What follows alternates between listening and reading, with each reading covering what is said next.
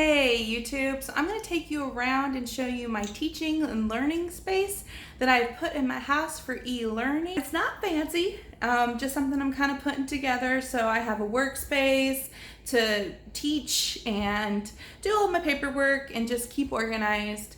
So here you go.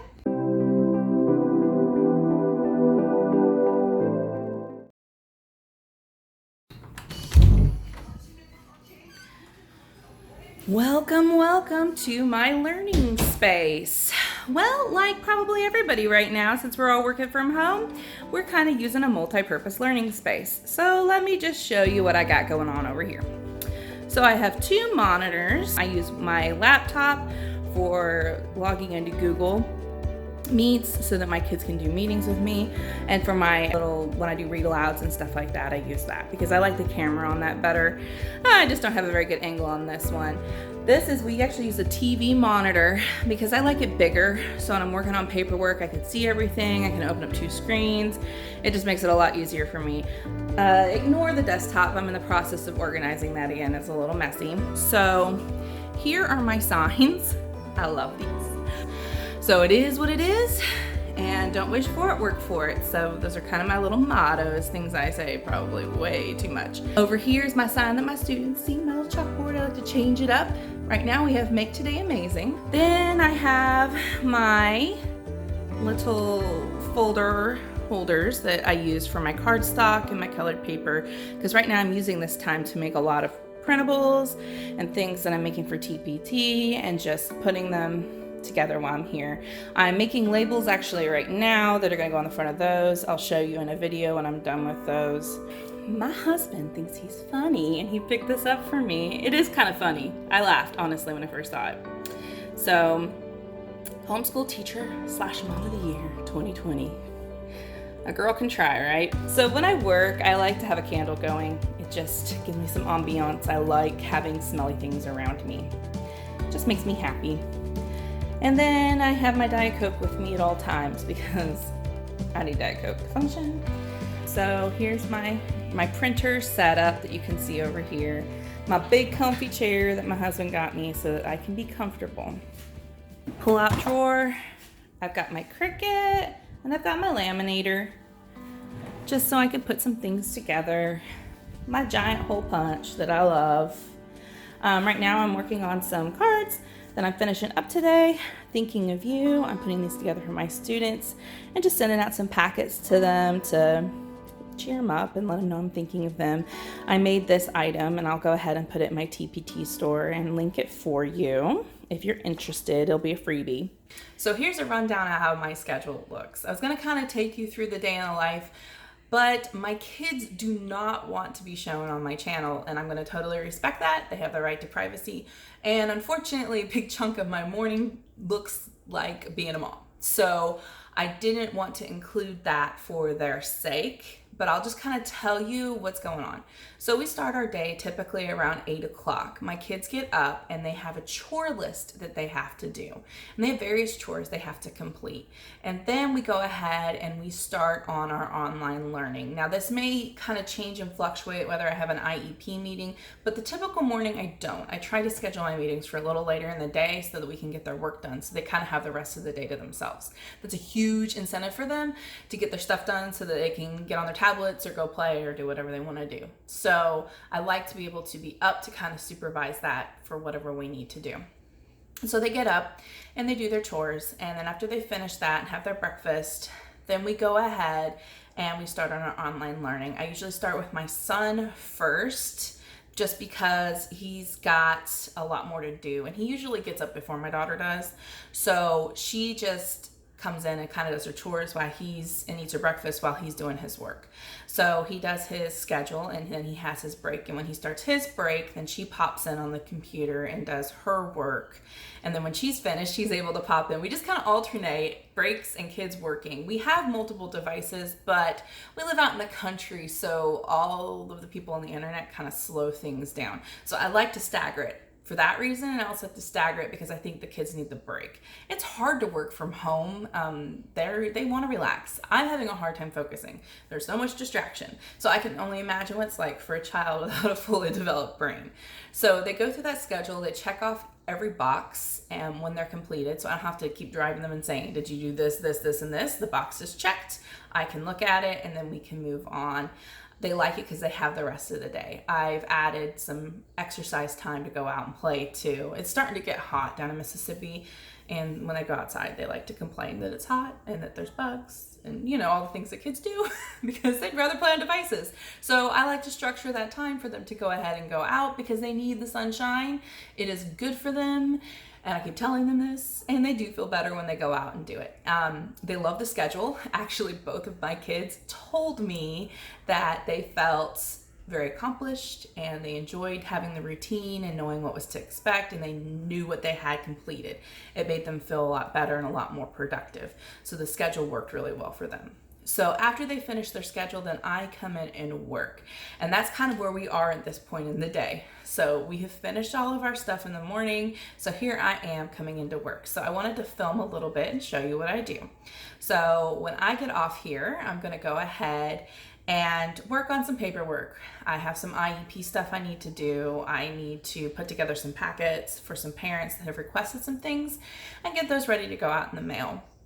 And then I have a meeting with a student at 1. So I'm gonna go ahead and just get started on that and kind of take you along and see what I'm doing.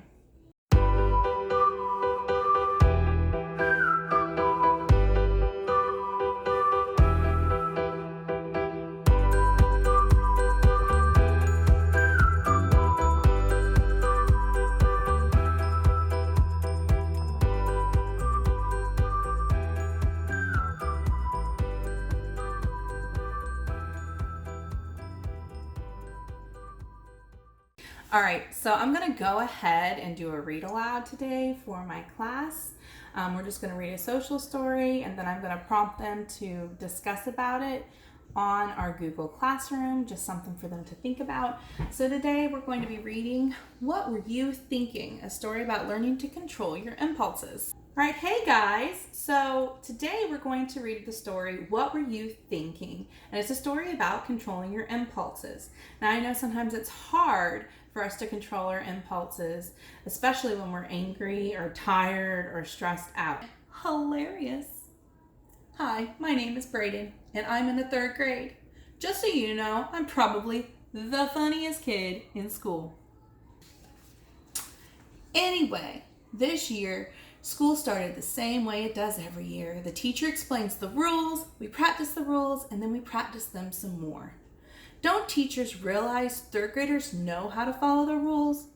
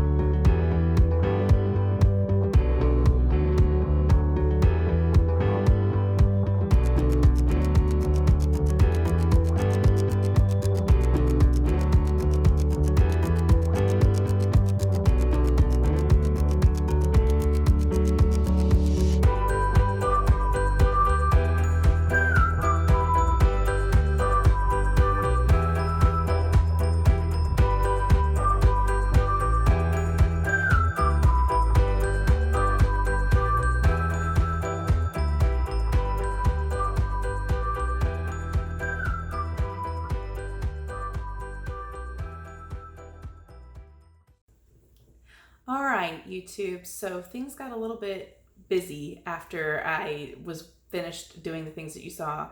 I read, of course, to my class and did the read aloud, and then I met with my student at 1 o'clock and we went over and did some skills using the boom cards I talked about and some flashcards that I made on using PowerPoint or actually Google Slides. And then I met with some of my other staff members, but then my family needed me. And that's just the reality of online teaching. So I had to go address the needs of my family at that time and take care of a situation. And then after that, of course, everybody was hungry and wanted dinner. And then, I realized I needed to go to the grocery store, and because we hadn't been in a while and it was looking really bad. We didn't have anything to fix dinner. So I had to mask up and head on out and go get dinner. So I made dinner, fed my family, cleaned up, did all of that. I'm back here with you all at 9:30 and I'm tired. I still have to work on an IEP. I have that coming up. I've got to get that finalized and some paperwork. I also got to edit this video and get it out to you. So really, just kind of in summary, the teacher's day at home is still busy. We are still 100% working. I saw a meme today that was a little frustrating, and it said, what do teachers do now that they're home with nothing to do and they're still getting paid? Well, I'm here to tell all of you that we are definitely still working. Now, our workday looks a little bit different. It's not always I come in at 7:15 and I leave at 3:15 kind of deal, which I never left at 3:15 anyway. I left at like 5 or 6. But it doesn't look like that anymore. It's kind of like I'm working here in spots and in spurts and in sessions and addressing the needs of what my students need, and taking phone calls from parents after hours, which I don't have a problem doing. I've always told them they can call me if they need to. I know that they get home from work a little later, or they stop their work a little later, so they can't always call me during school hours. So I totally get that. And we have a pretty cool understanding with that. But I'm constantly doing stuff, and I'm constantly thinking about my kids, and I'm constantly worrying about my kids. So once again, here to tell you that teachers are definitely working during this time. We are not taking a vacation. And if we have some downtime, like I showed you when I showed you around my room, then we're making resources for next year. We're getting ready. We are always in the game to take care of our students and do what's best of our students. So really my message here is, hug a teacher. Well, you can't really hug us. We're in a pandemic, but support us with virtual hugs, because we are working hard for your kids and we care deeply and we really want them to be successful. And don't ever hesitate, if you're feeling overwhelmed as a parent, to just reach out, because we are here to help and we want to help and we want your kids to do well. So on that note, I'm going to go ahead and end this vlog. Stay tuned for next week. I'm going to go over how I do data, and I'm also going to talk about how to use a first then board and visual schedules to help get your kids motivated and working. See you then. Bye.